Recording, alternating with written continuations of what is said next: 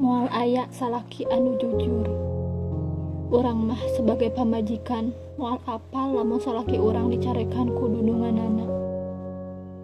Urang mah moal nyaho lamun salaki urang desok dihina di luar.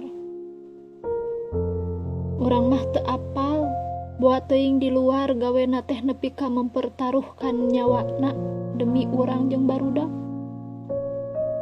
Urang mah teu apal buat teuing salaki teh nahan lapar demi bisa mawa duit ka imah jang anak jeung pamajikanana.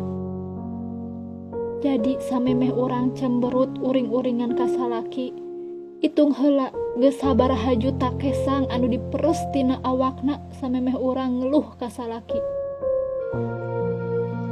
Samemeh urang amek-amekan ka salaki, tingali socana. Buat teuing eta teh socana mineng ceurik demi ningali urang bagja bahagia, nu penting anak jeung pamajikanana bungah.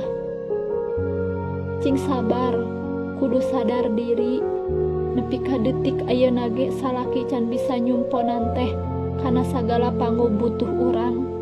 Kusabab faktor kaayaan lain teu hayangeun. Jadi leutik gedena panghasilan salaki teh disyukuri. Kabeh salaki ge hayang ningali anak pamajikanana bungah, bagja, bahagia, cukup sagalana.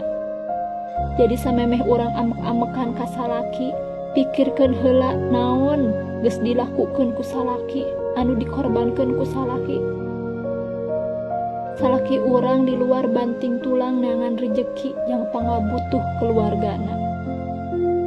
Da anu jadi bapak mah jadi salaki moal daek nyaritakeun ka peurihna ka anak ka pamajikan pasti dipendem ku sorangan.